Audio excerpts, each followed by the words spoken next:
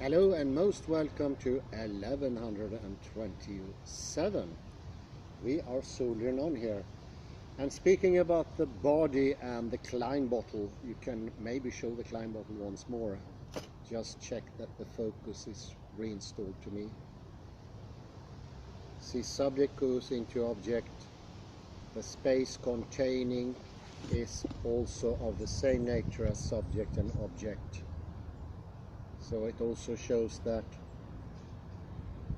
perceptions, abstractions come from the subject. And I have a possibility here to show that directly. I think you have to put your finger on the screen to me. No? Okay. Thanks. And one of those people is George Lakoff, and together with his author fellow Johnson, they've written a couple of books where metaphors comes from, and one is a particular interest, and that is the book Where Mathematics Comes From, how the embodied mind brings mathematics into being. And to making the case stronger with the Klein bottle and the Heideggerian project, why not bring in the most abstract we can think of, that we always think is completely disembodied, having nothing to do with our constitution, our themos, our respiration, our balance. I think we naturally assume that mathematics does itself and the body is not in on it. The best way of showing that is have a contraproof. Here arguments are desperately needed, and they are delivered to the fullness that you can expect in this book. It's written by George Lakoff and it's taken help of Lakoff Nuñez. It was published in the year 2000, and here is a review by James J. Madden. A metaphor is an alteration of a word from the proper and natural meaning to that which is not proper and yet agreeth thereunto by some likeness that appear to be in it. This was already written by Thomas Wilson in 1553. Conceptual metaphor is a cognitive mechanism for allowing us to reason about one kind of thing as if it were another. It is a grounded, inference-preserving cross-domain mapping, a neural mechanism that allows us to use the inferential structure of one conceptual domain, say geometry, to reason about another, arithmetic, which we actually did 3 lectures ago when we looked at unconnected Julia sets and disconnected Julia sets and connected Julia sets. And in this geometrical presentation we could come to an understanding that the boundedness, the holographic boundedness as Jude Currivan calls it, or the frontier as I would name it, this is where everything is happening. This is the seat of the process, and that process is both situated and moving at the same time. In his philosophical writings, Poincaré reflected on the origins of mathematical knowledge. Best known remarks translated as the essay Mathematical Creation, and this includes speculation about the unconscious processes that precede discovery. This is where we read the famous story about how, while boarding a bus in Coutances, Poincaré suddenly realized the identity of the transformations used to define the Fuchsian functions with those of non-Euclidean geometry. Here we have a metaphor in doing. It is between arithmetic and geometry. In his 1905 essay L'intention de la logique en mathématiques, Poincaré looks at mathematical production from a different angle. He pictures two different kinds of mathematician. One kind is devoted to explicit logical precision. Ideas must be broken down into definitions and deductions. Even conceptions that seem clear and obvious must be subjected to analysis, cut apart, and examined under the microscope of logic. The other kind of mathematician is guided by geometric intuition, physical analogies, and images derived from experience. This mathematician is like Klein. What is the chance? Klein Bottle is the same mathematician who proved a theorem in complex function theory by imagining a Riemann surface made of metal and considering how electricity must flow through it. Poincaré goes on to argue that logic and intuition play complementary roles in mathematics.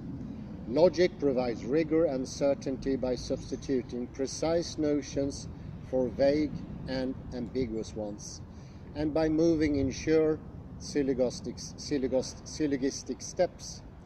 Logic, however, does not perceive goals and does not grasp that which motivates and organizes our mathematical activity. We may follow the logical trail through an argument, yet fail to see the idea in it. For this we need intuition, which provides insight, purpose, and direction. By intuition is sometimes ambiguous, and sometimes it even deceives. So ultimately it is only by the combination of logic and intuition that mathematics advances. Poincaré set his idea down at a time when revolutionary advances in mathematical logic were just beginning. He could not have foreseen what the next century would achieve in foundational studies. Today we cannot claim to have the final word, but we clearly understand much more about logic and the role it plays in mathematics than we did 100 years ago. How about intuitions? What more do we know about this? A reference comes to mind, Hilbert and Kohn Vossen's book, H.C., Hadamard's SHH, and perhaps a couple of more recent items, particularly S.D. Haynes' work on the number sense. Overall, however, it seems that intuition has remained largely unanalyzed and poorly understood. A good way to approach the book of Lakoff Nuñez is to see it, as the author suggests in the preface, as an empirical study of the precise nature of clear mathematical intuitions. Lakoff and Nuñez promise in the introduction to give an account of how normal human cognitive mechanisms rooted in the brain are used to formulate mathematical concepts, reason mathematically, and create and understand mathematical ideas. Logic and formal rigor do not figure prominently in this account. Rather, the book is about the intuitive side. The focus is on certain conceptual metaphors, which are the basic building blocks of mathematical intuition. Moving beyond cognitive science into philosophy, the authors even suggest that metaphors account for the meaning of mathematical concepts and are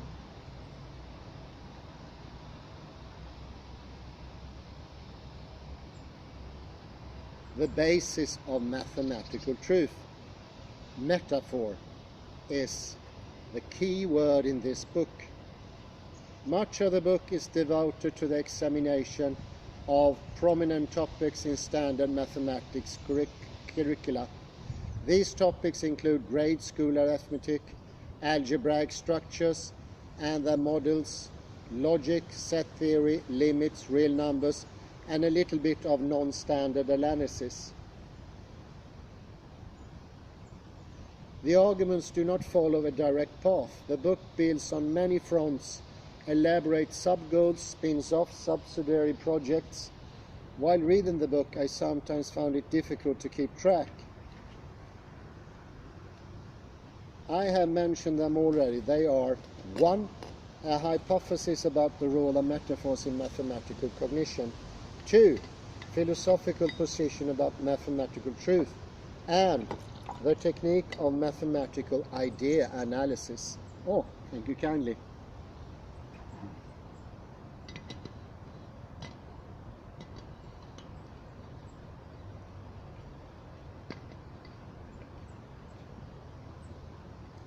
Lakoff and Nuñez present the metaphor hypothesis within the framework of a general theory of human cognition that Lakoff himself played an important role in creating, in the idea that most abstract concepts are metaphorical. This theory has two other basic tenets. One is that thought is mostly unconscious and mostly involves automatic, immediate, implicit rather than explicit understanding. Very good. Our habitual thinking. I directly come to think about the law of excluded middle, which serves such a good purpose and dangerous purpose in modern day mathematics. The other tenet is that human conceptual structures are deeply influenced by the particulars of our concrete physical being. We reason with the same equipment we use to observe our immediate surroundings, move about in them, and interact with people and things. Even the most abstract concepts, if analyzed properly, show the marks of their origin in them, dependence on basic perceptual and motor schemata. In summary, all concepts, mathematical concepts in particular, are metaphorical and rest upon unconscious understandings that originate in bodily experience. Let us look at some examples. There are various kinds of conceptual metaphors. Grounding metaphors are the first one, that transfer conceptual abilities acquired in concrete experience, like putting things in piles or traveling, to abstract domains like arithmetic. Linking metaphors, the second one, makes connection between different abstract domains. What struck Poincaré was a linking metaphor at a very high level that had somehow evolved in his unconscious and then made its way to the surface.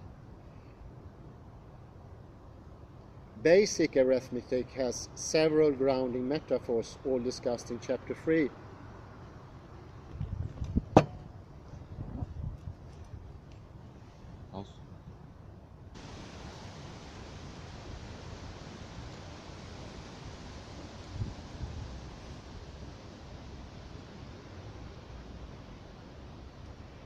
Basic arithmetic has several grounding metaphors, all discussed in chapter 3. One of these metaphors connects experiences with collections of objects on one hand and the basic arithmetic operations on the other.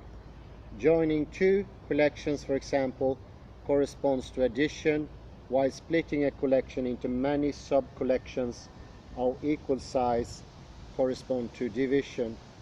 The community law of addition corresponds to the fact that when two collections are thrown together, it does not matter which goes first. Understanding the community law presumably involves some sort of reference back to this property of collections, and thus the activation of this metaphor.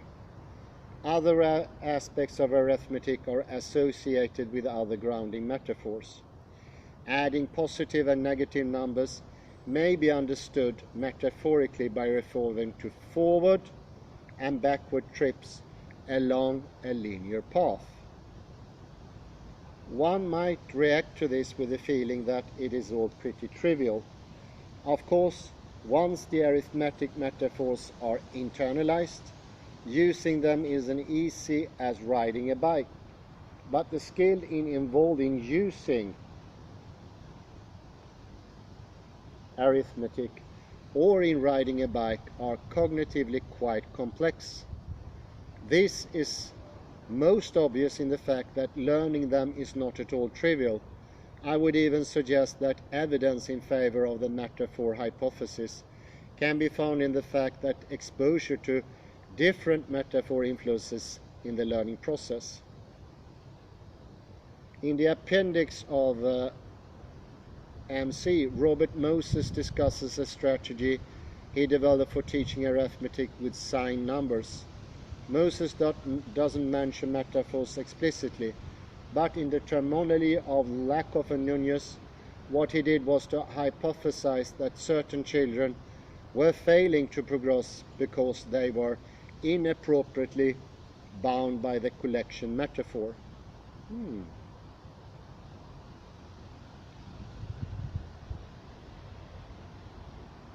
So Moses developed a teaching strategy intended to strengthen the trip metaphor, and this strategy succeeded quite well. Here's another example of a grounding metaphor. In chapter 8, Lakoff and Nuñez introduced what is the single most important metaphor in the book, the basic metaphor of infinity, BMI, and illustrates its occurrence in several mathematical contexts. Like all conceptual metaphors, the BMI involves a correspondence between a source domain, which is familiar and often concrete, and a target domain, which is less familiar and usually more abstract. In the BMI, the source is the general idea of an iterative process that reaches a completion. Example would be walking to a destination or picking all berries off a bush. The target is the iterative process that potentially goes on and on, like counting 1, 2, 3. The BMI simply shifts the idea of completed process from its natural context into a new context.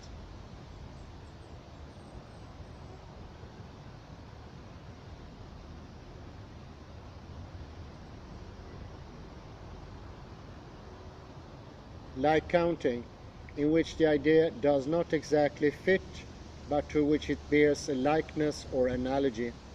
Thus we can reason about the collection of all natural numbers by extending or generalizing the pattern by which we reason about things like the set of all steps taken on a walk somewhere. It is not claimed that the use of this metaphor is conscious, but just that there is a common pattern. We are prepared to think about infinite processes by experiences finite ones, and the descriptive categories we apply in the finite case have analogues in the infinite. Of course, there are vast differences between the logic of finite and infinite processes, but the authors do not seem very concerned about such differences.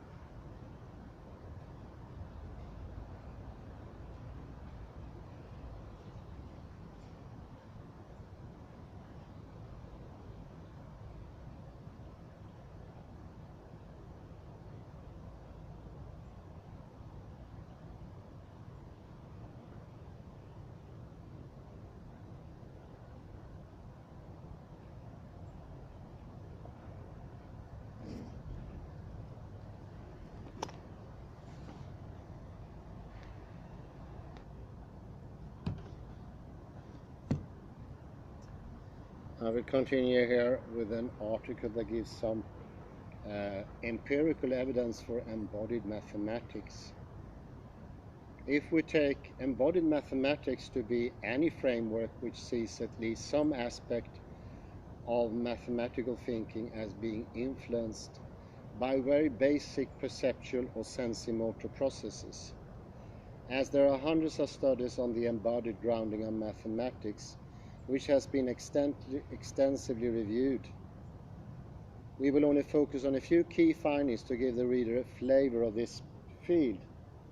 We will especially discuss empirical research that is most relevant to the theoretical question discussed in the later sections. A key concept in numerical cognition research is the mental number line, which is supported by a well-known finding known as the spatio-numerical association of response codes, the SNARK effect. The seminal study on this topic found that smaller numbers are responded to more quickly with the left hand, whereas relative larger numbers are responded to more quickly with the right hand. The effect depends on one's normal writing direction. It is reversed in those who write from right to left, such as Palestinians and Lebanese Arabic speakers. The SNARK effect has been replicated more than 100 times. Subsequent research suggests that the mental number line carries over to mental arithmetic in the adult mind, where addition and subtraction can be thought of as rightward or leftward movement along the number line. A related body of evidence has explored the vertical rather than the horizontal axis.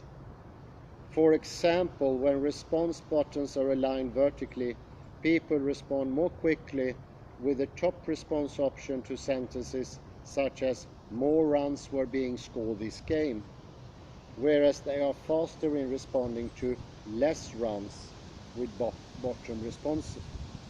Similarly, reading sentences about relative larger magnitude facilitates subsequent detection of visual stimulus at the top of a computer screen, whereas reading sentences about relative smaller magnitudes facilitates subsequent detection of a visual stimulus at the bottom of a computer screen.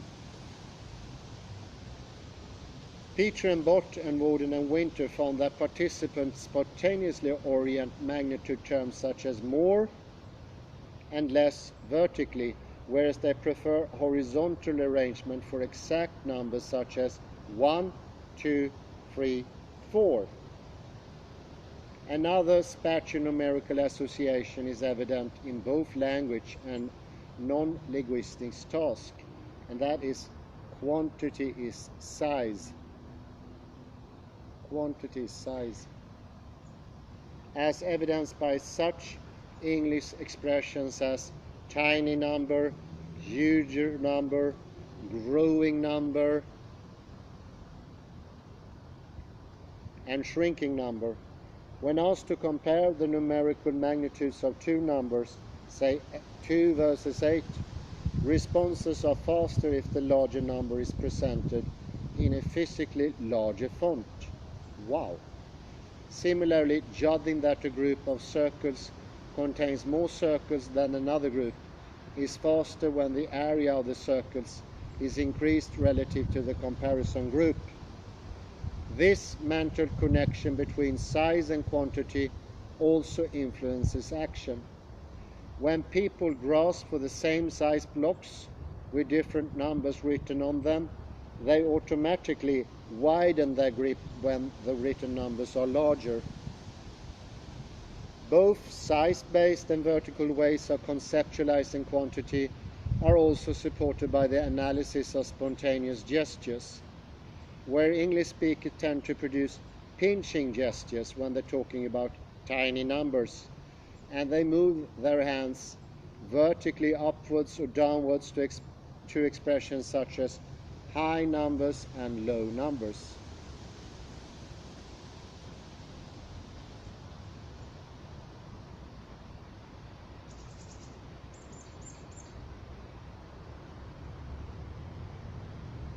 Similarly, the gestures of mathematicians, math teachers and students may reveal that they are thinking about math in spatial terms.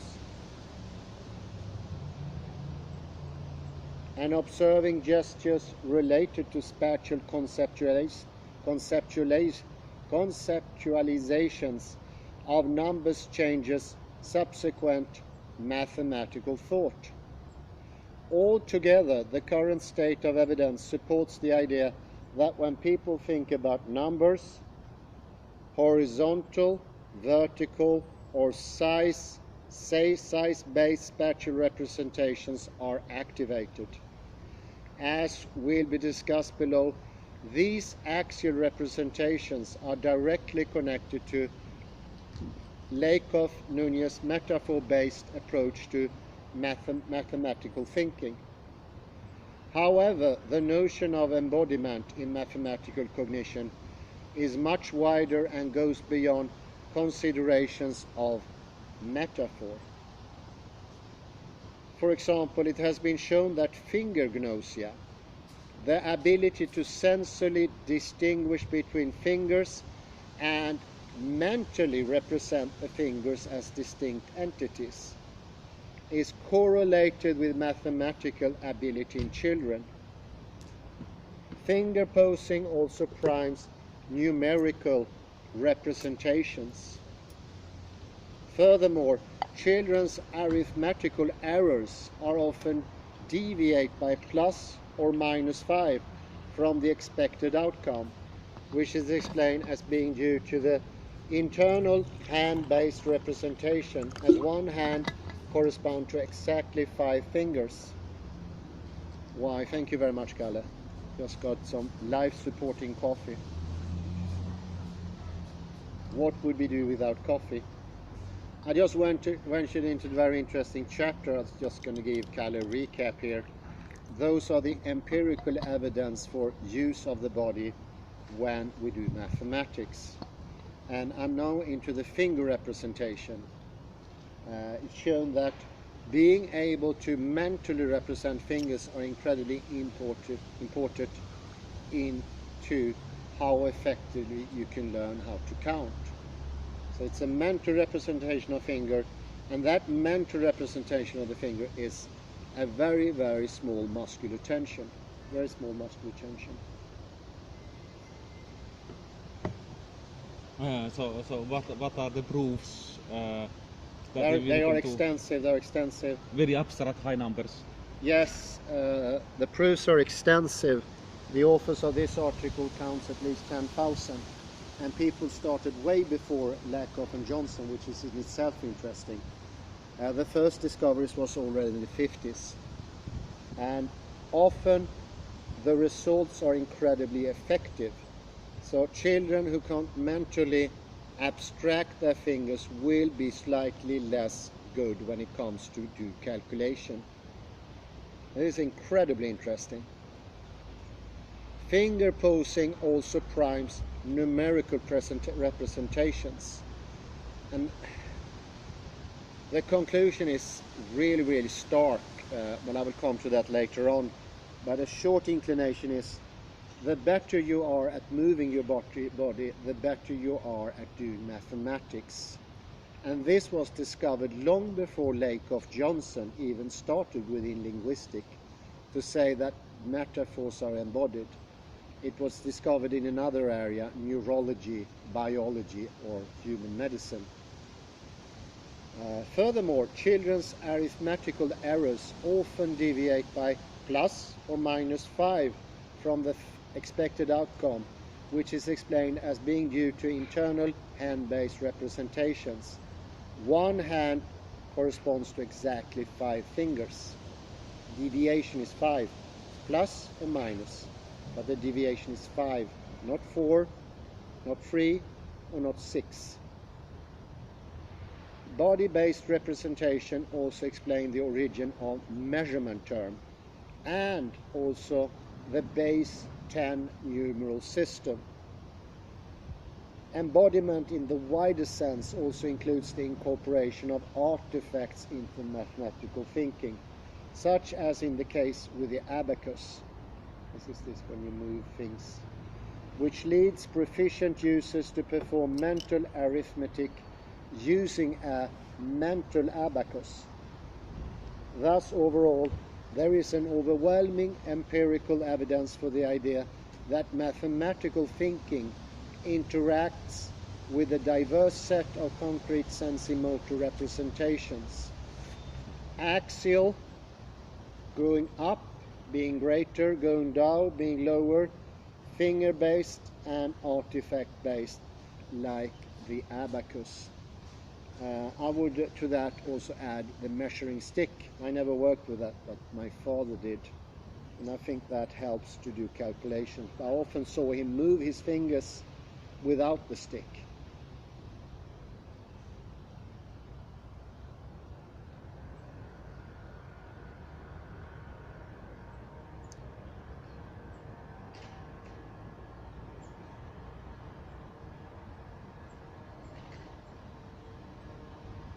Lakoff and Nuñez pursue an ambitious agenda in their book, describing a system of conceptual mappings that show how a large part of mathematics might be metaphorically grounded. And this is, of course, in some way a considerable extension of the empirical work on numerical concept that so far been discussed. Going beyond the experimental literature, which is largely focused on basic number concepts and relatively simple mathematical processes, such as arithmetic, Lakoff and Nuñez extend their embodied approach to concepts associated with higher mathematics, including sets, hypersets, complex numbers, limits, infinitesimal and transfinite numbers.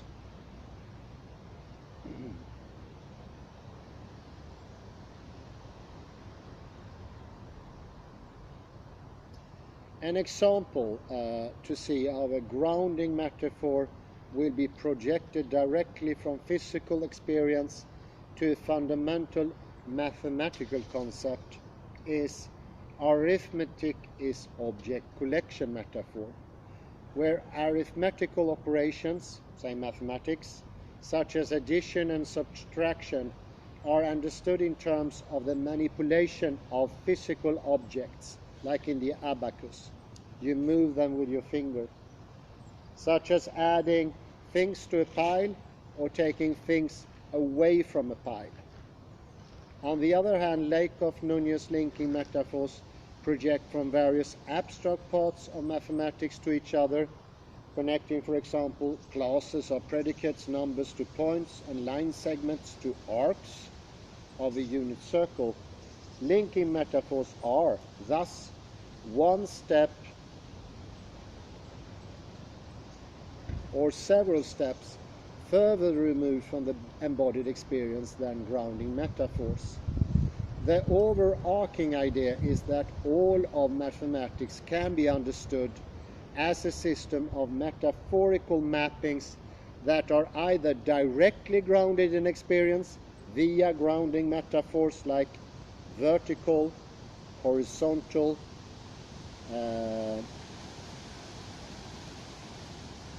indexical with the fingers, or taking further, or indirectly grounded via linking metaphors. And that is I think that's the most important part of the work, because all of a sudden we can go a really high level up in abstraction.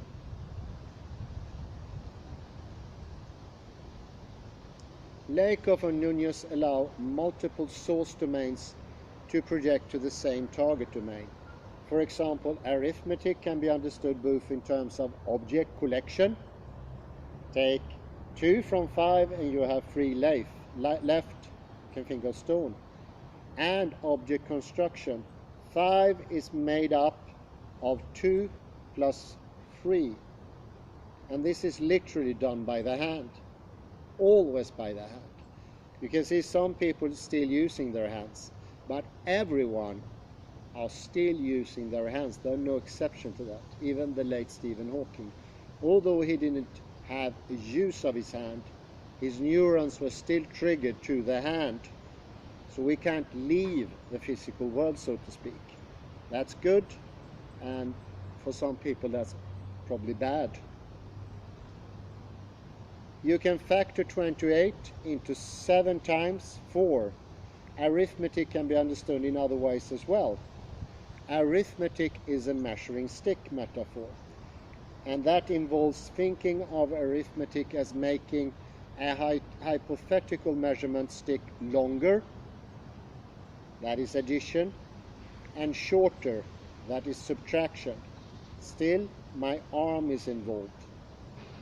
Finally, arithmetic is motion along a path metaphor, construes numbers as point on a path that is traversed from left to right, that is addition, or from right to left, which makes for subtraction. Together, Lakoff and Nuñez call these metaphors the 4 grounding metaphors, or the 4 G's of arithmetic. Although not all of the 4 G's have been experimentally confirmed, the reason for that being that they are very highly removed from an experimental status. There is, in fact, empirical evidence for the idea that people have multiple ways of conceptualizing arithmetical operations, proven by, for instance, Margaretis in 2015. And that shows that priming people with movement versus collection-based images lead them to gesture in terms of the arithmetic motion along a path metaphor, or the arithmetic is object collection metaphor. So we can change metaphor by physical affection, how we are affected by the physical umvärld, so to speak. An example of a linking metaphor is a metaphor that links basic arithmetic with Bode's logic of classes. This metaphor maps the number 1 to a class containing a single object.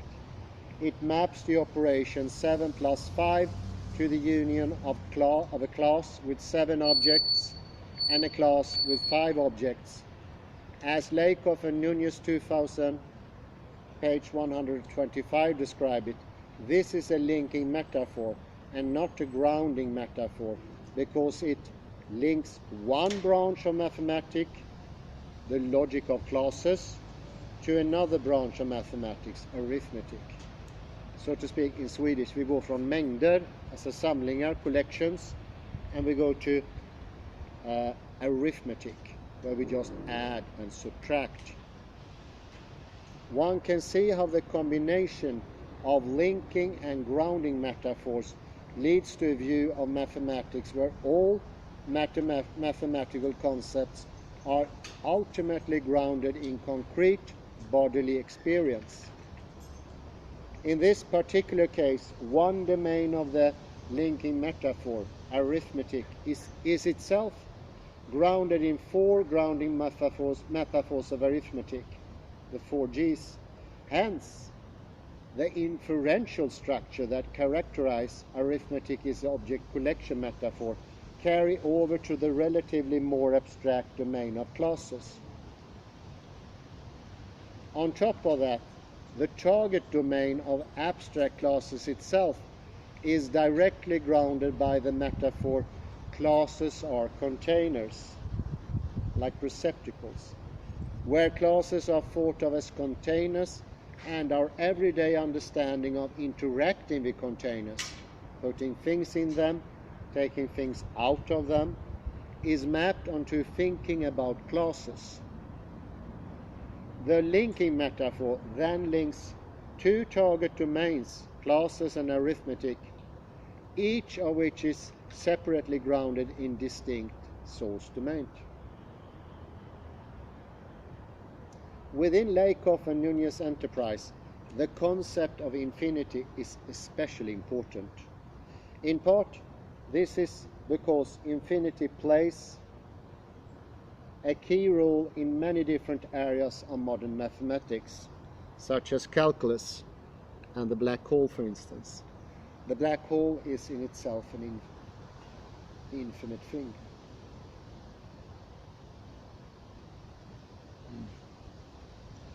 Lakoff and Nuñez dubbed the metaphor that grounds our understanding of infinity the basic metaphor of infinity, BMI.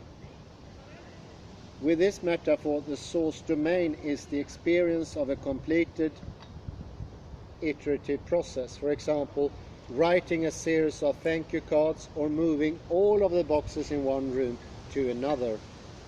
The target domain is an iterative process that goes on and on, what Aristotle called a potential infinity.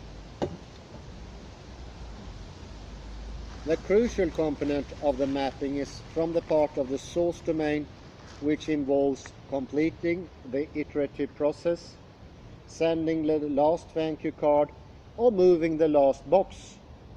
The final state of such a completed iterative process is mapped to the target domain of an infinitely repeating process to yield the metaphorical concept of the completion of an infinitely repeating process. This is what Aristotle called an actual infinity. So the metaphor bridges the conceptual gap between potential and actual infinity by drawing on our fundamental experience with repeating processes that have an actual ending point. The BMI, or the basic metaphor of infinity, has been further developed as a double-scope conceptual blend. Nuñez develops his own process object metaphor for infinity, whereby we map directly from our understanding of unending processes, e.g. the process of calculating successive numbers in the Fibonacci sequence, to an understanding of objects, the Fibonacci sequence as a mathematical object. Lakoff and Nuñez ground the basic metaphor of infinity in fundamental features of the human conceptual system. Ongoing versus completed processes are related to what linguists call aspect. For example, the sentence, "He took hush money," implies a unitary event. By contrast, he was taking hush money as a differential temporal structure. It implies a repeated or iterative process. The interplay between potential and actual infinity is related to a more general human tendency to think of processes in terms of things, and things in terms of processes, as evidenced, for example, by the phenomenon of fictive motion, where a static location such as a road is understood in a dynamic fashion, such as when saying the road runs along the coast, which is actually metaphorical. Never thought about that before. The fact that humans can easily shift between conceptualizing events as repeated and ongoing or as static and completed further supports the basic metaphor of infinity.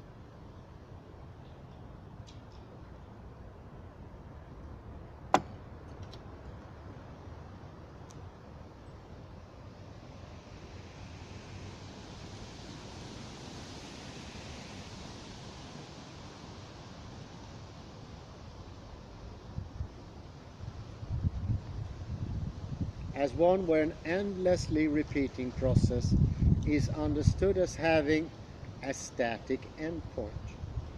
Besides resting on the cognitive capacity to readily switch between differential aspectual conceptualization of events, the basic metaphor of infinity rests on the capacity to perform mappings between domains, when repeated processes with an end are mapped onto repeated processes without an end.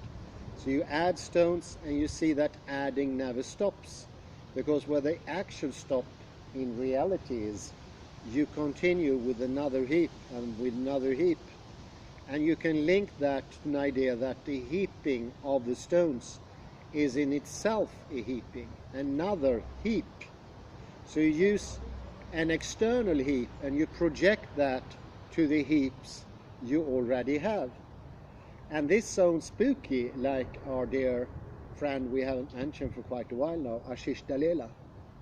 Ashish Dalela means the bodily understanding of infinity as a metaphor, as something you actually do with your body, is God.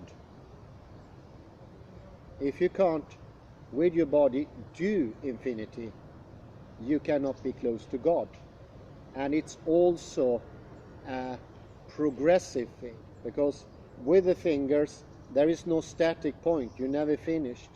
You either progress or you sort of slide down. You either get better with your fingers, with your calculus, or you get worse. And that is extraordinarily interesting. Yoga, for instance, is the training to get closer to God. It is by the body being able to see infinity, which needs to be something grounded, bodily, real.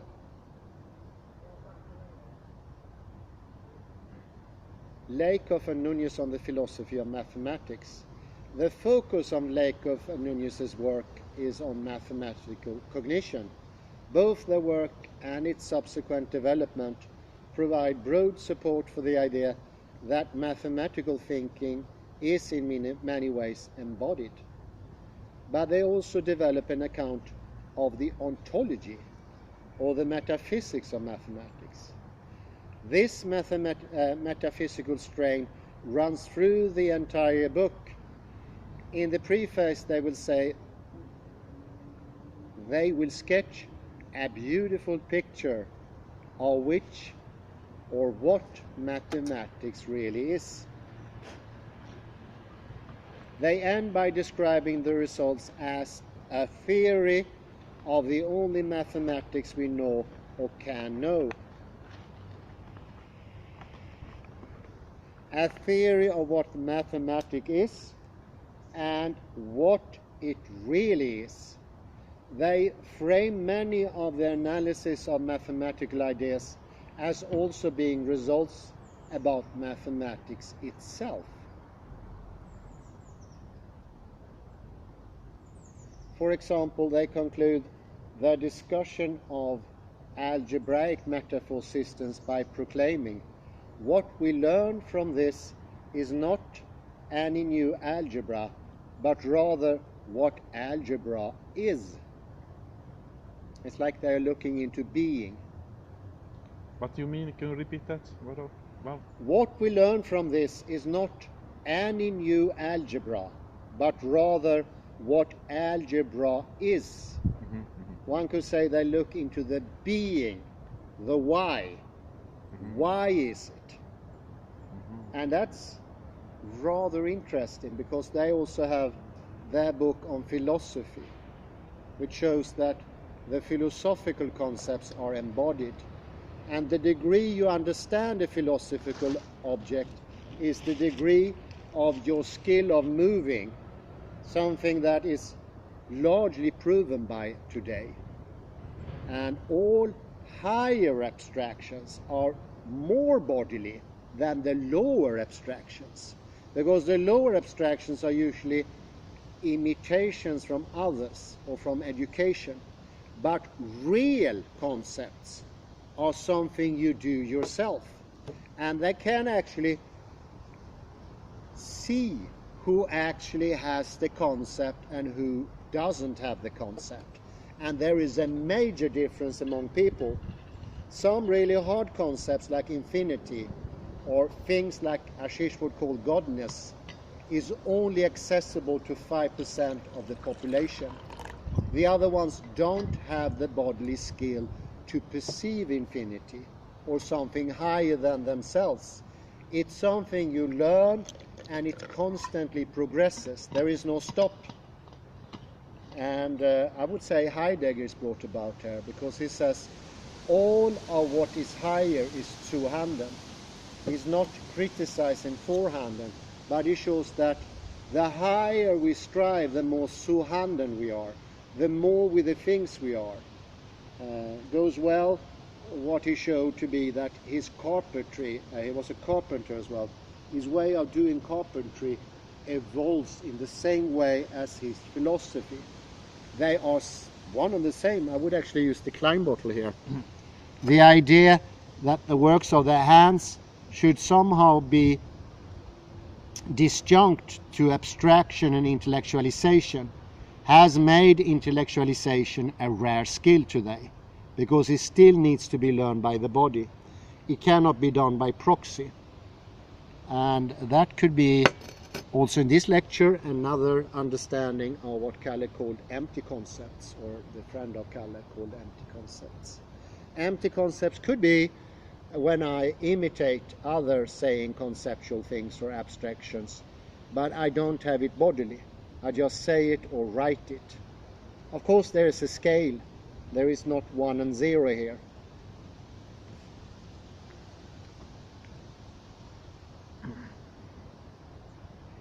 According to Lakoff and Nuñez, mathematical objects correspond to the kind of embodied conceptual structures reviewed above. Cite from the book here.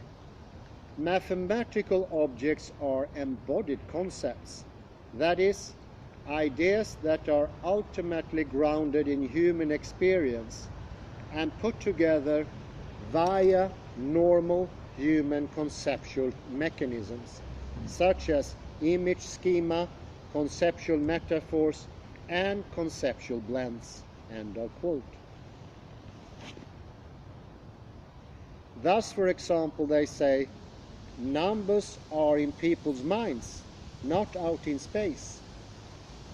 In their discussion of Cantor's diagonalization proof, they say that the proof is inherently metaphorical and based not in the external objective world, but only in minds. Lakoff and Nuñez contrast this view with a view they call the romance of mathematics, a list of positions they take to be typically held by mathematicians and philosophers of mathematics. This romance of mathematics view can be broadly characterized as the position that mathematics has a mind-independent status, i.e., mathematics objectively exist even without human involvement. What do we call that with another word? What was the question? The idea that mathematics exists somewhere else without human mind. Platonism. Yes. And today 95% of all mathematicians, take or give a few percent, are actually mathematical Platonists. They don't adhere to it, but if you question them further, you will know it. Some will even admit to it directly. And this is what Kaufmann and Brouwer fought against. And I realize now how their struggle was incredibly important, because now mathematics is being eradicated. I think a whole new strand of mathematicians that don't explore anymore and don't discover anymore are bound to come. Because if you leave where mathematics lives, and if you don't develop your body, then you will not develop mathematics.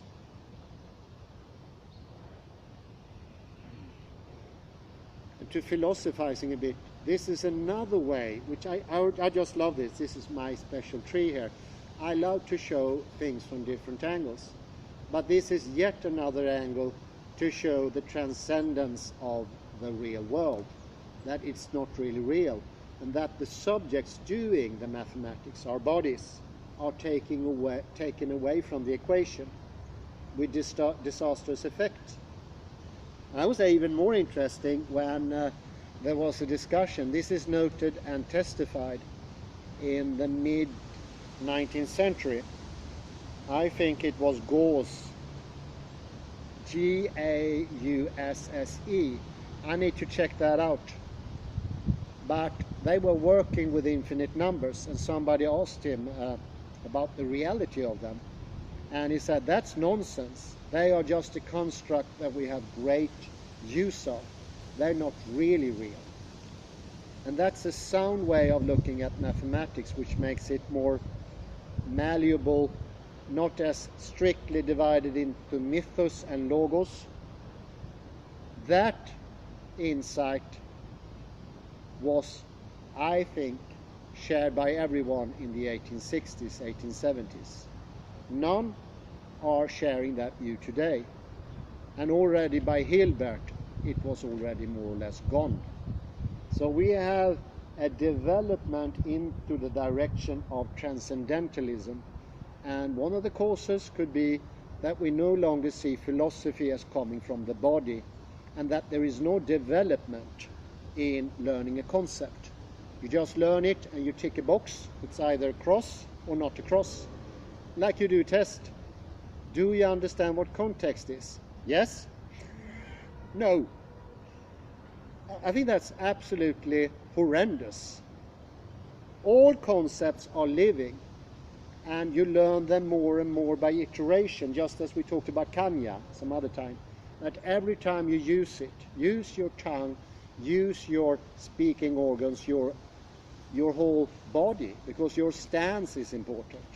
You make it stronger by iteration. What was the first name of your phonetic teacher in the 1990s? Per. Per, okay. That's all I know. I will find out his last name. I don't even know the spelling. Pelle or something. It could be a, could be. It is tempting to assume that this position slips into relativism. Well, that's good. This is a counterpoint. This is why I love with these articles. When I just read an excerpt from Lakoff Nuñez, I don't get any counterexamples. It is tempting to assume that this position slips into relativism. The idea that mathematics can be different for different cultures or different people. What a good point. However, Lakoff and Nuñez also distance themselves from what they dub radical social constructivism, or more generally, postmodern interpretations of mathematics, which see mathematics as a purely subjective cognitive enterprise that is actually culturally relative. Against such radically constructive accounts, they note that the core body of mathematics appears to be relatively stable across histories and cultures, something that they argue has to do with the fact that many of our most fundamental embodied experience, such as interactions with object collections, are shared across cultures and have not changed significantly over time.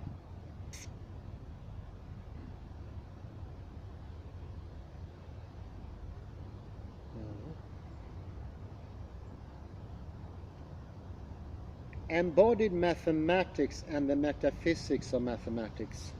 That needs more coffee. I can. I have. Sure. Embodied mathematics and the metaphysics of mathematics. We have seen that Lakoff and Nuñez 2000 page 8 presents their work as an account of what mathematics really is. Mathematical objects are taken to be embodied concepts in the mind. They present this view of mind-based mathematics as a new contribution to the landscape of traditional philosophy of mathematics, which is not consistent with any of the existing philosophies of mathematics. End of quote. In this section, we critically assess the claim that embodied mathematics provides a new answer to the question of what mathematics is. We begin by reviewing the main positions in mathematics, the metaphysics of mathematics, Platonism and nominalism, organizing our review around two dominant positions, Platonism and nominalism, in the metaphysical neutrality of embodied mathematics research. We argue that the cognitive science of mathematics is metaphysically neutral.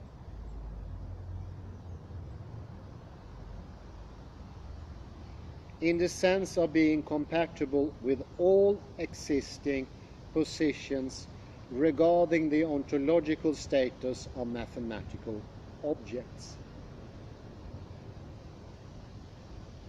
All of the results about embodied mathematics surveyed above could be endorsed by Platonists and nominalists in all of their varieties. In psychologism, we consider the ontological position that comes closest to Lakoff and Nuñez's mind-based view, psychologism. The problem that psychologism faces are formidable and show just how hard it is to pursue ontology using any type of mind-based mathematics, including one that is based on embodied minds. However, in reviving psychologism, we considered one way of an embodied neo-psychologist approach to mathematics might be developed by treating mathematics as the operation of universal cognitive structures that evolved to accurately represent physical regularities in the universe. Such a position still faces challenges, but the challenges could be surmounted, resulting in a plausible form of mind-based mathematics in the spirit of Lakoff and Nuñez's original work. Within the broad landscape of philosophy of mathematics, Lakoff and Nuñez focus on the ontology or metaphysics of mathematics. What kinds of things are numbers or differential equations or sets? What is the ontological status of the objects referred to in mathematical and logical discourse? We will not canvass all extant position in the metaphysics of mathematics, but we will instead focus largely, but not exclusively, on the two most prominent positions, Platonism and nominalism.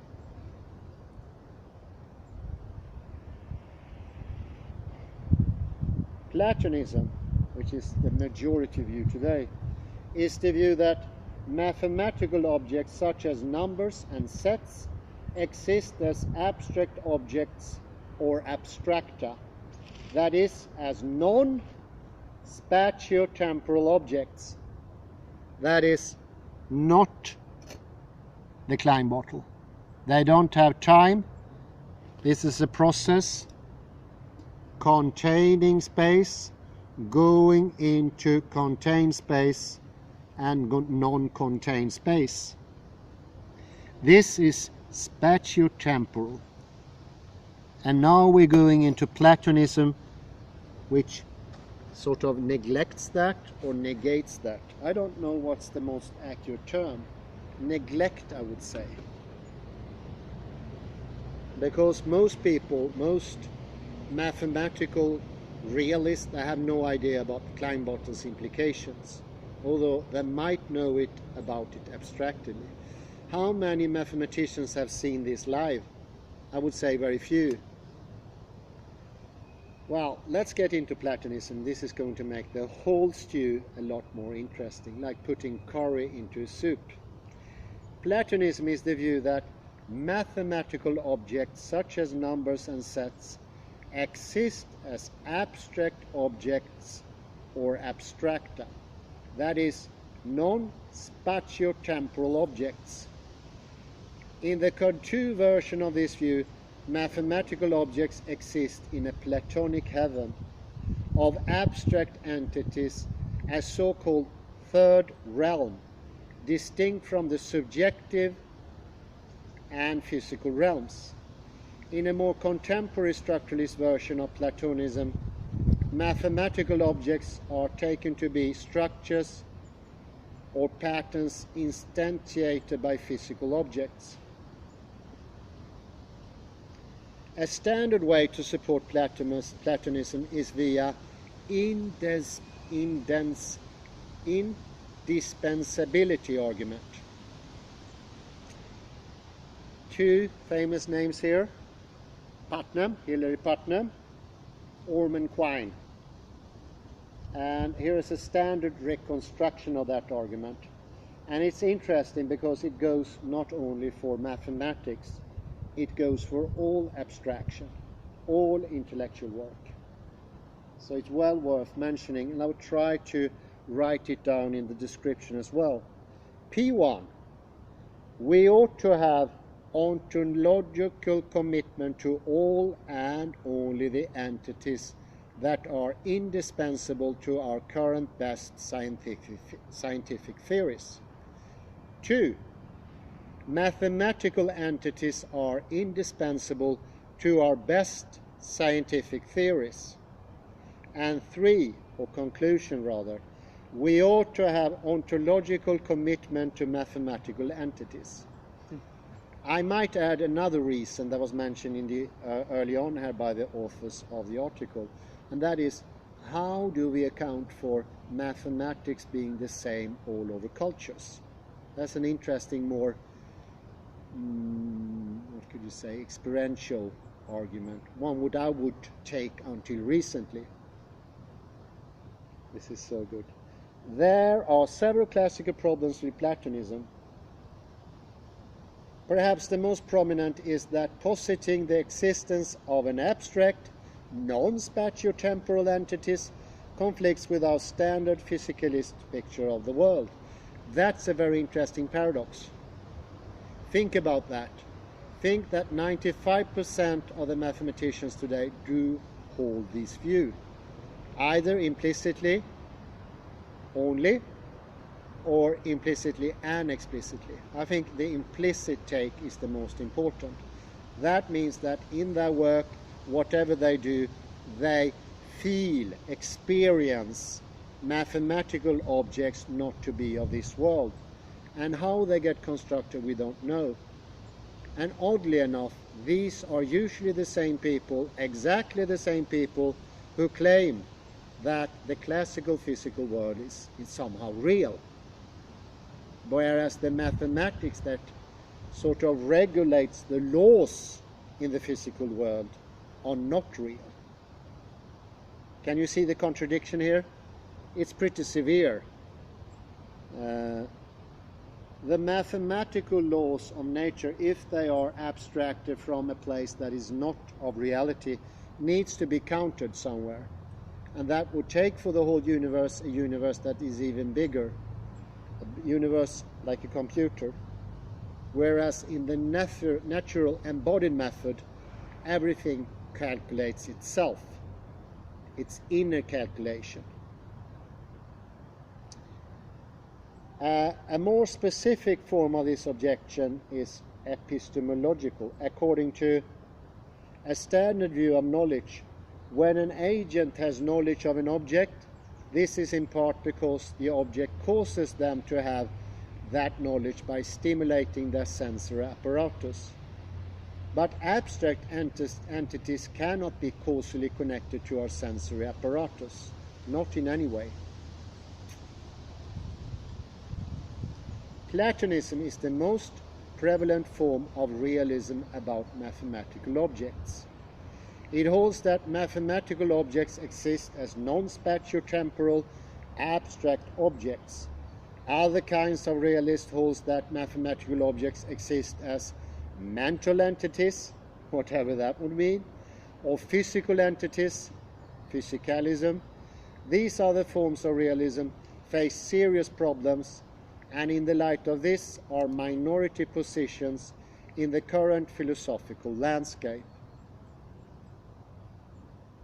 However, as we will see, Lakoff and Nuñez may show how embodied mathematics could be used to successfully revive a position that merges psychologism with certain elements of physicalism. Nominalism is the view that mathematical objects exist in name only. We have words for mathematical objects, but those words do not imply the existence of mathematical objects that exist outside of space and time. Nominalism is a popular position because it is consistent with the standard ontology of contemporary science, according to which the world is populated by physical entities and nothing else. Nominalism is a form of anti-realism, which denies that mathematical statements refer to real things. Anti-realism and nominalism come in many forms. For example, the game formalism is the view that mathematics is a system of rules which involves deriving consequences from axioms in formal system. Setting up a system of axioms is like setting up the rules of a game. There are moves that are consistent with those rules and moves that are not. Describing such a system of legal and illegal moves does not commit us to the existence of abstract mathematical objects. The mathematics of group theory does not commit us to the existence of abstract groups any more than chess commits us to the existence of abstract chess positions. Another more plausible view is called fictionalism, which sees existential mathematical statements as important falsehoods.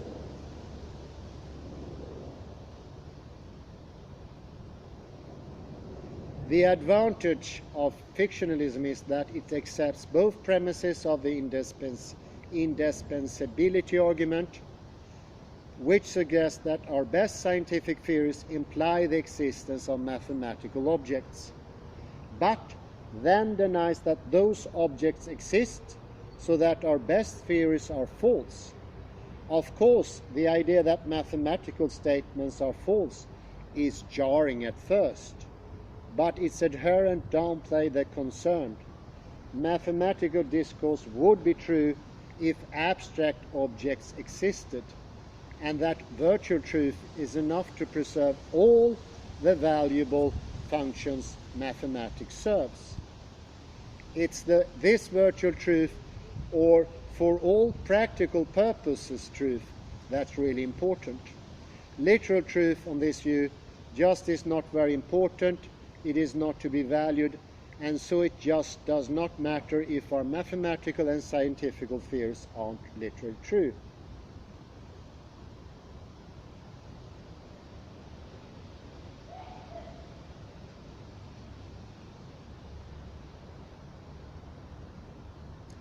I would say a Platonist, I jump a bit here, he could accept all these results as empirically established facts about when it is easier or harder to grasp abstract mathematical entities, e.g.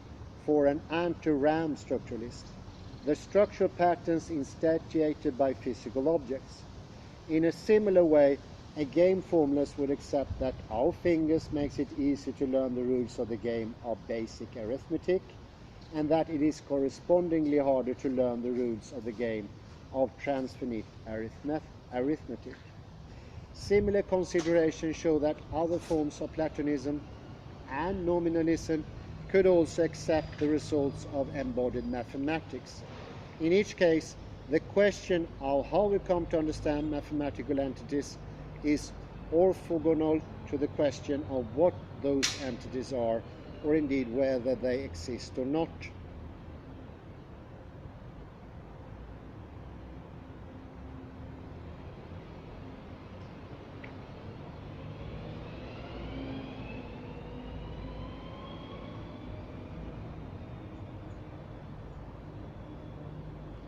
I think this poses an incredibly interesting question here, and it seems that both nominalism and Platonism could be in the Lakoff-Johnson theory.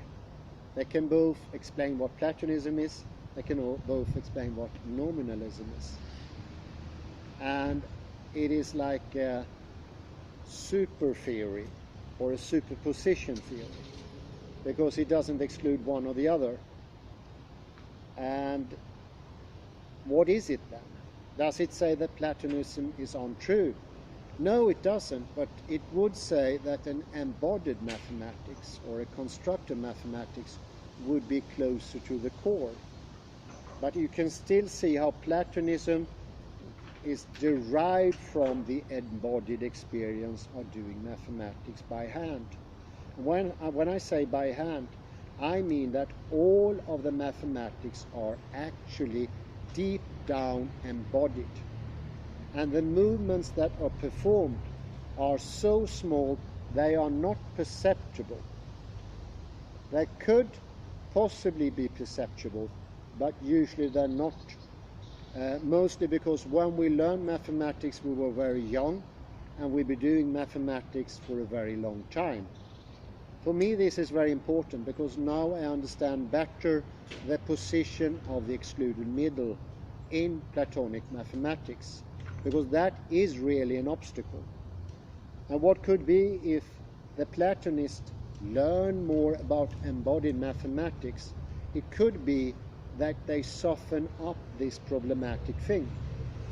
And I would say the law of excluded middle is a sort of tensing your hands, not allowing for the body to do what the body does.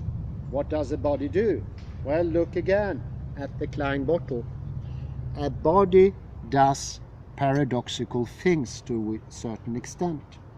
What could the law of the excluded middle do here?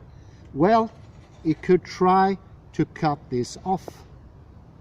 So there becomes a disjunct space, so you can go back more into the direction of object in space in front of a subject.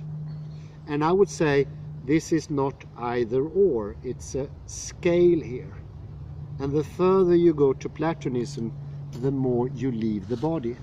You leave the balance, and this is an argument from Brouwer. You leave the skill behind, or a part of the skill. So, to conclude the whole thing, the objection from Lakoff and Johnson, first about philosophical concepts like infinity, progression, understanding, humanity, morality, ethics, and now also added mathematics. The further we go away, when we have the law of the excluded middle, not allowing the world to be paradoxical in nature, we leave our own bodies, we get tensed, and we become less skilled. Whereas the fluent movement I've seen people in Korea do the abacus.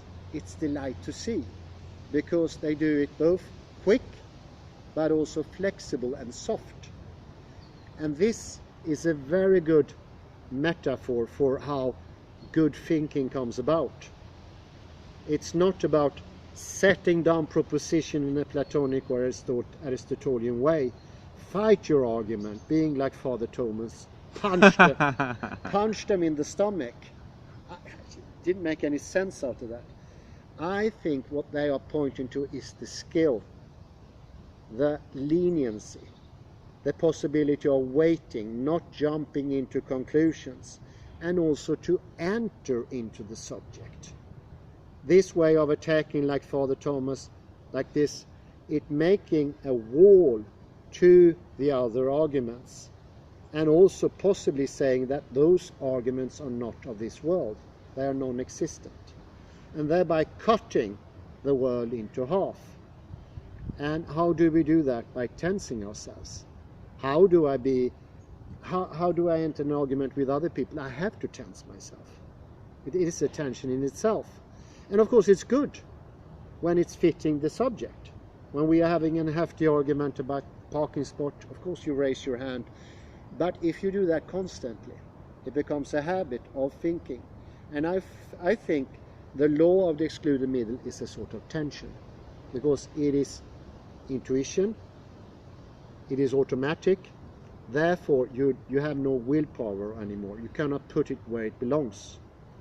Of course there is a place for aggression, there's a place of putting your foot down, but not automatically. You need to choose yourself. And that was exactly the point of Brouwer. And this is sort of a point that I can extract from Lakoff and Johnson. And that is, both Platonism and nominalism have, so to speak, the same origin. They both originate in the paradoxality of the body. It comes from there. And the body as so easily misunderstood to be a physical body, is of course the mental body as well. It is both at the same time. Sorry, Kalle. Yes. Yes. So today's computers, they consist of two numbers, 0 and 1. Yeah. So they are very important numbers. Yes. And future quantum computers, they are 0 and 1 at the same time. Yes. They So have speaking of that, three combinations. You have 1, you have 0, and then you have the superposition of 1 and 0. And the combination of these are called the qubit. And this is a philosophy called qubitism, which we can enter into some other time. But yes. so in one way, we could say that 0 and 1 are the most significant numbers in one way, at least for computers. And if you compare, let us say, with the Klein bottle, we could also see this as a stomach, 0, and the throat, so to say, as number 1. Yeah. So you have 0 and 1 in this bottle, something like that. Yeah, I would say the bottle contains 0 and 1, yes. And also a sort of superposition. And in the bottle, the superposition is the paradoxality. What do I mean by that? Well, emptiness enters and makes for fullness. This is definitely paradoxality. It doesn't get more paradoxical than that. And it's very nice to have a thing that quite literally show what is paradoxality, because otherwise it's, what can we say, it's a bit hard to perceive of.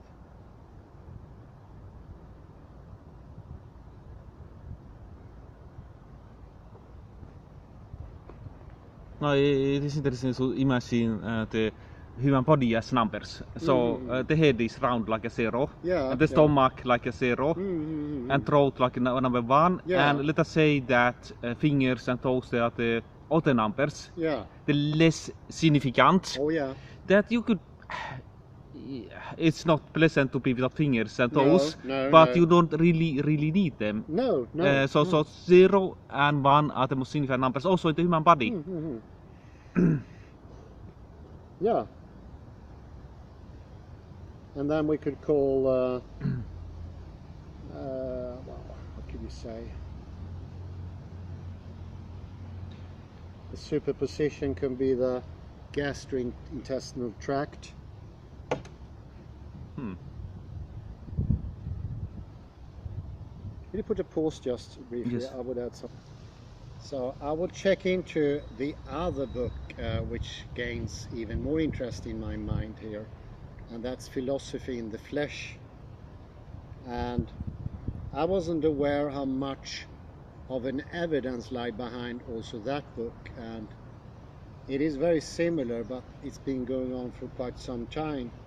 And here's one very clear author and researcher we mentioned before in context with Tony Chimero in the school of James J. Gibson, and that is Narayana. And he discovered that motor control and abstract aspectual reasoning goes hand in hand, and that could be seen both from an MRI, that is a magnetic radiation inference camera, or an ECG, electroencephalogram, EEC, sorry. And that can be tailored to represent most, if not all, bodily movements.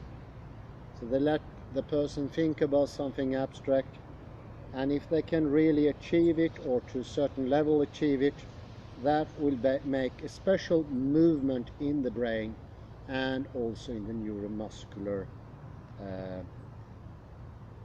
neuromuscular pattern. And this is also these things like very, very abstract. Listen to these. France falls into recession. Germany pulls out. India releases the stranglehold on business. All those can be showed on an MRI. Can you imagine? And very interesting philosophy, how we philosophize of things, and even such things as existence, ousia, has a bodily pattern. And this is what they mean when they said embodied mind. Yes, it's a rather paradoxical word. Of course the mind is bodied, but embodied mind with an EM in the beginning shows that philosophy is in the flesh. Maybe it's the most fleshy thing of all. They discuss, for instance, the Aristotelian theory of causation, and they look at aiteia, which is the Greek version, and the Latin translation causa, and they show this is a bodily act as well. To understand causation is from the body originally, and it could be so easy as you slap yourself over your wrist. You cause something by an external factor. That external factor is from the beginning you yourself, and this is the way you understand causation, or different way of causations. Remember that Aristotle had 4 ways of causation. It was direct causation, formal causation, teleological causation. I don't remember the 4th one, but there were 4 of them. And this also goes to show that the event of the consciousness going up in the head, the Richard E. Lind, that is in itself a bodily metaphor. Although not very helpful at all times, but it's still something done by the body in minute details. So look at this. Aristotle defined the psyche as the logos, or the principle that determines what it is for something to be a living entity, instead of a single principle of the psyche that covers all living things. Aristotle defined a hierarchy of 6 functions, each of which are prerequisite for all the subsequent ones: nutrition, perception, desire, locomotion, imagery, and reason. Aristotle's theory is consistent with Lakoff Johnson for a theory of embodied mind. So you see, for instance, if you eat something, you get energy. The eating procedure which you do with your hand is equal that of a certain kind of causation. Some causations are teleological depending on what you do. Some ones are not teleological. It has to do with levels of competence. What do you do with your hand? For instance, making a tool, the actual making in this moment, the skill, is not teleological. It's the formal causation. But that you want to have a tool, that you in the end want to make an axe, that's teleological causation. Both those causations are of the body, but they are still different.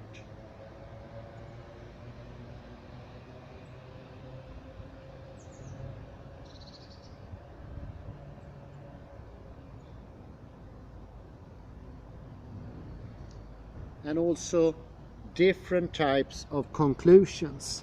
I would take the syllogism, that you have 2 propositions that ends in 1 conclusion. You have a verticality that is very important, something that, for instance, usually is not depicted that way in Chinese logic, where the things are put next to each other in a horizontal line. Here we use the vertical line, and the conclusion is usually at the bottom. This is something you do with your body. And then you use that analogy to try to transform that into some sort of action. Can you see here? There can be a disjunction between what you project into this thing, but there can also be disjunction into what you want to achieve. As in the tool making, you have a teleological purpose. You want to make a tool, but you also want to have a formal course, that you are skilled when you do it. Those are two different things. Getting them to go together, that's the cusp of it. This is the tough thing. Understanding that they are both embodied, it's the segue in understanding how to do it. And what Lakoff and Johnson are proposing, that we can get better in philosophizing if we understand that the concepts are potentially malleable. If they were to be transcendental, out of reach, we cannot change them. And we don't have any power over them. But if we understand that causation comes from the body and the bodily movement, we will be able, on the one hand, to make an effective axe. I can imagine if you go only into the teleological course, that axe won't be any good. You will hasten the purpose. You will step directly into making the axe, and thereby not caring at the very moment. And this is one of those paradoxes that is also depicted in the Klein bottle, because the Klein bottle is also a temporal thing. It says you have an endpoint, somewhere you want to go, the discovery of the object or the contained space from the point of view of the uncontained space, going through the containing process, which is a process. So you can see here there is a formal course and a teleological course going on already in the Klein bottle. And this is how we sort of co-produce time itself.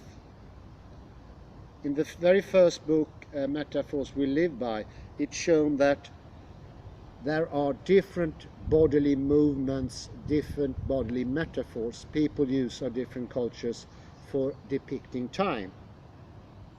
But what they originally say is that we can use them even if they become paradoxical. The Chinese way of placing time atop on each other, or the Kenyan time of seeing the future in your back and what is past in your visual field, because you can understand it, you can perceive it.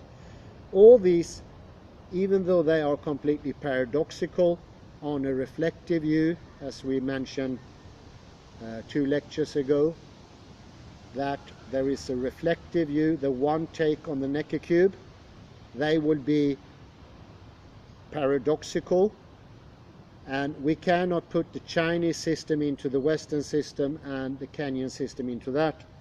We cannot do that as long as we are in the reflective state, when we say that only one part of the monosemic Necker cube is the real one. The Lakoff-Johnson theory opens that up. It encompasses more variants and it makes for more possibilities. And I think many people today, just an example, I think they are extensively stuck in the teleological course. What do I want to produce? How should it be produced is not an important thing anymore.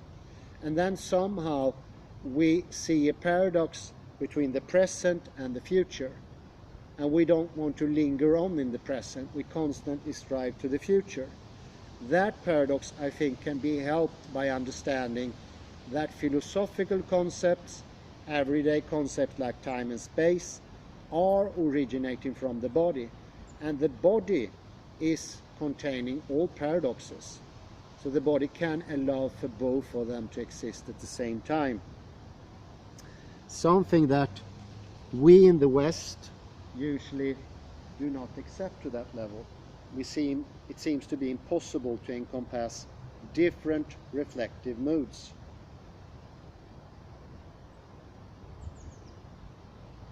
Let me take another one here.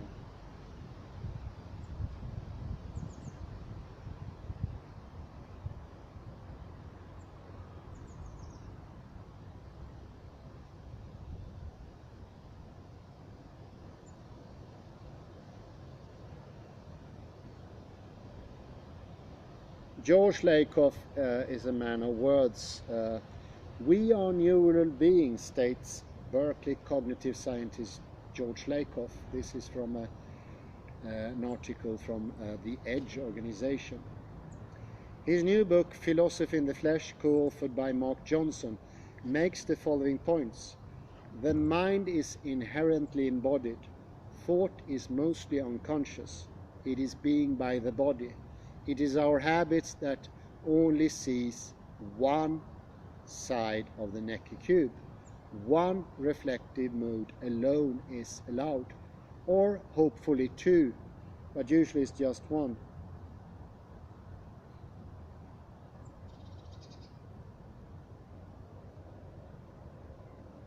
So what is a body? American body is not a Chinese body. Women's bodies are different than men's body. But there are things that we share. We have 2 eyes, 2 ears, 2 arms, 2 legs, blood that circulates, lungs that use to breathe, skin, internal organs, on and on. We are informational devices as well as action devices. And what we use our body for is either action-oriented or static-oriented. There are different modes of being. And I think that goes very close to Stimmung or modus. If you put you in the idea that there is only one reflective way of seeing the Necker cube, that's a stance. And that stance is a stern stance. It's a tense stance because you need to obliterate all other stance from your body. Or in the idea of seeing just one side of your body and of reality, you need to sort of tense the situation. In the same way, if you have a moving person and I take a photograph of him, he would stop in the action like this. And if I say, that is the true person, that stop picture of a moving person, that's the only real, then I stop the Necker cube at one single position. I'm becoming monosemic. Because all movement, everything that exists in the world is uttermost paradoxical. It has many sides, just like the Necker cube. It is just like the Necker cube is the single most efficient way to start with. And then you move to the Möbius strip and then you go to the Klein bottle. But me wanting to stop that position, it is tensioning. It is a very close to, if Kalle here who stand by me asks me a question, what is that word in English? If I can't find it directly, I could tense. I try to focus my mind, make myself smaller. And in this tensioning, I obliterate all different alternatives. I make my world smaller. Literally, I make it smaller. In the idea, I would find that particular word in that process. This is something that happens every day. And I learned now recently by using the Klein bottle, open up to space also opens up the mental space, because the mental and the body is the same. So the things in my mental sphere that make the body relax could be put in the opposition of the body relaxes, therefore my mental sphere relaxes. Being able to encompass more sides of the Necker cube at the same time, not trying to shut the other ones out, or even define what I am in contrast to what I'm shutting out. And of course the most original of those take are the one we earlier discussed in the previous lecture. And what was that? That was the pushing away of the apeiron. That was the first tensing movement, and I can imagine in the Greek trying to see only one side of the Necker cube, or even so in the Klein bottle, saying, no, Klein bottle is just inside. You can say that. You can actually prove it. But you can also prove that it's just outside. And here we come into the complexity. The Necker cube is both. It's both. It's both inside and outside. And so is life in itself. And by pushing things away, we tense, we make our understanding less. And it's very hard to say which is the hen and which is the egg.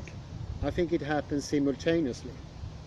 So you can't say that closed off thinking causes the body to tense, or tension in the body makes my thinking more tensed. I think it happens simultaneously. But I think it could be loosened up from two perspectives. First, you can, for instance, for me, the first way of loosening up my tensed thinking was deconstruction by Derrida. It opened up the text. I saw more polysemic readings from it, and that made me simultaneously more balanced, more relaxed, more at ease, and more happy. So that it gave me more of everything. But then we went further with Heidegger. We got into chaos theory. Chaos theory shows that when we relax from Arkady-Plotnitsky, we become safer, and we can be both more general and more distinct at the same time. But if you tense, that becomes harder. Yeah. Last spring, somebody defended a paper at the Theological Institution of Stockholm, and the name of this paper was "In Defense of Monosomy in the Letters of Apostle Paul." Yeah, I didn't know that existed. Okay. So so there are still people to defend monosomy, and your comparison with a person standing still is a good picture of monosomy. It's like or thinking that you take a picture of somebody. It's monosomy is like taking one picture of somebody who stands still. Yeah. While polysemy is if you want more profundity, you take more pictures from different angles. Yeah. Yeah. And so it's You a can good take picture pictures of like all around. running. It's like staying in the water monosomy. Yeah. It doesn't work. Paul Feyerabend, he suggested that Bruno Leskey and his central perspective could lead to the idea of one single perspective more. That was not the case in the beginning, though. People didn't understand it in the beginning. And then, interestingly enough, it took like 10-20 years, and something happened.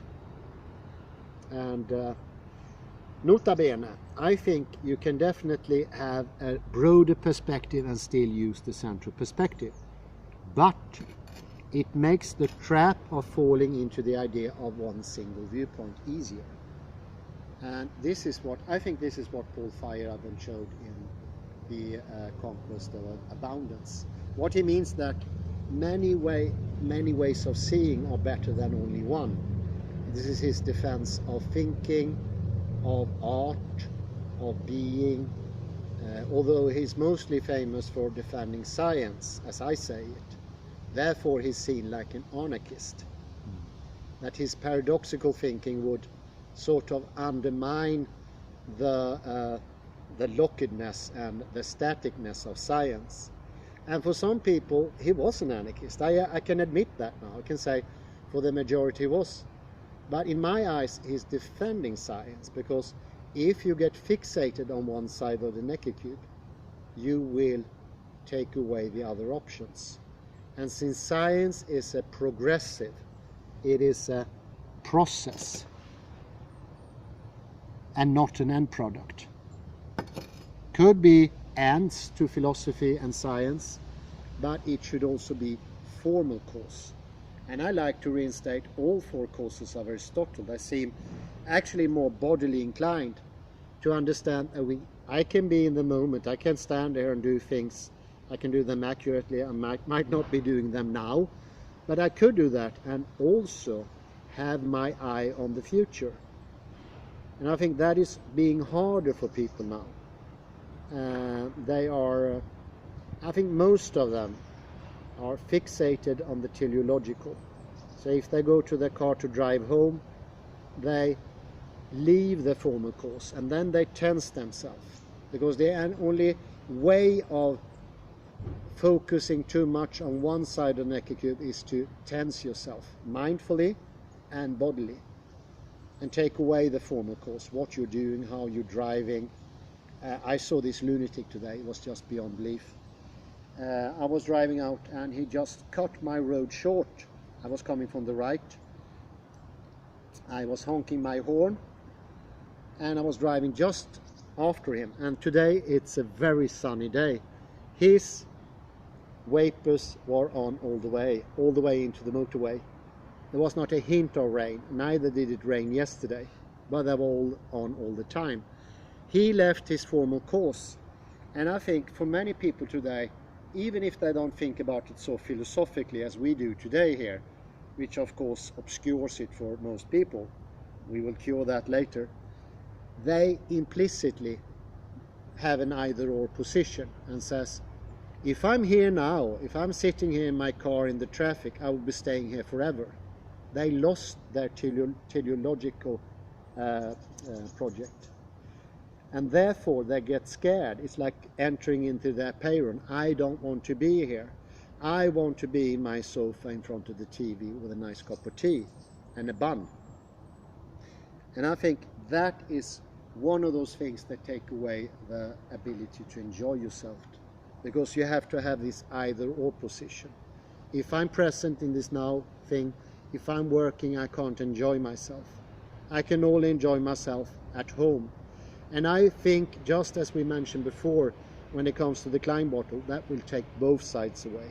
It will take the enjoyment away from sitting at home with the tea and the bun, looking at the fire, and your presence in the now. Because you get used to not being present. And the thing the Klein bottle shows, there is a paradox, but they can both exist at the same time. And that causes, I'm quite certain, relaxation. I actually done yoga. Me and Kalle and some other people were doing yoga, and I did the sun salutation, and I did it slowly just to show it was the first time. And she finished before me without knowing the rest of the sequence, and she said, I got so frustrated I couldn't handle it. And there was no bodily pain or anything, it was just too frustrating, just needed to be over. You see, there's a problem here. There's a paradox of time, that we can't enjoy the now, therefore we put everything in the future, and we lose the future as well. We lose both sides at the same time. I can be present here, still not losing my future. And I would say that goes for the space as well. Our normal habit of closing off space around us, it comes back to that idea that for me to be myself, I need to put a border here so I can be integral, just as Stephen M. Rosen talked about modern day individuation. Modern day individuation is taking away the subject. It is this tension around the eyes, in the forehead, and you construct something and you keep to it. And that construction is also the fear of the apeiron. So the apeiron can be that you are in the now. That can itself be the apeiron. And your firm idea is, if you're too much in the now, tomorrow will disappear. And I don't have any problem to relate to that. If I see myself stranded on a deserted island, that idea in itself gives me a lot of horrors. Even though I think for a person from the 17th century, he'd be happy at least the first couple of weeks, and then comes the ship and he jumps on the ship and everybody's happy. But today we get into stress. I don't have my mobile. I don't know if they come to collect me. Even if my body is certain that maybe there's a route passing by, so you can be pretty certain there will be a boat coming up. You get stressed out. I have a living example here. A friend of mine, she spoke to her niece, and she said when she was traveling with a friend in South America many years ago, long before mobiles and emails, they just made they separated intentionally and they say, let's meet again in Lima, in Peru, in 3 weeks, 26th of July, 5 o'clock, we meet on the Central Square in Peru, in Lima. And when she told her friends or her niece that, she went into anxiety attack.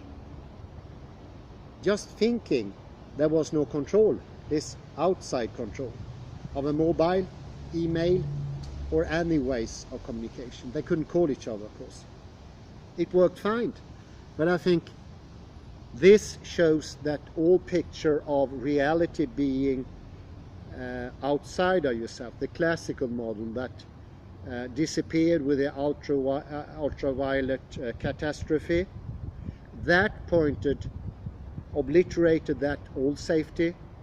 But now I think there is a new safety coming up, an internal safety, because everyone is being in anxiety mood now. They need to call each other, know exactly where they are, make arrangements, and they get scared when it doesn't work, or even the potentiality wouldn't work. This was something that happened 30 years ago, and still it causes a young person to have an anxiety attack. And I know most people today are living the ultraviolet catastrophe to this day. They're not being balanced. They're not internally organized with a proper up, like in the Tadasana position, and a proper down. And if you have that, you can have all causes and effects. You can be in the now, at the same time you have your teleological project or doing whatever you have to. And you know that is going to happen. This is true safety. This is true boundaries. These are true rules.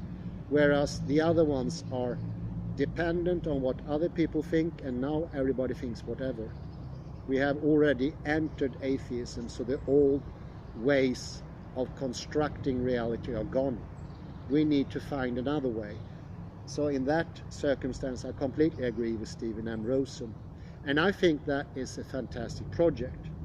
Actually, we should be glad that the ultraviolet catastrophe happened, because now we can feel and get much more stability and balance. We don't need to shout our arguments and attack people with fists. Kill the atheist or something like that. It's not convincing even.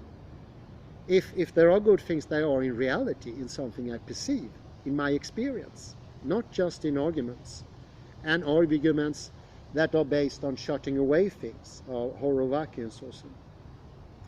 So to sum the whole thing up, we went through Stephen M. Rosen, Lakoff and Nuñez, and in the last part we also added Johnson and Lakoff's book, which is very good, Philosophy in the Flesh. Very interesting, very thought-provoking. And interestingly enough, they didn't know about this massive support from neurology and cognitive science. They made that step still, and that is impressive in itself. Well, thank you very much. Thank you. And have a pleasant afternoon.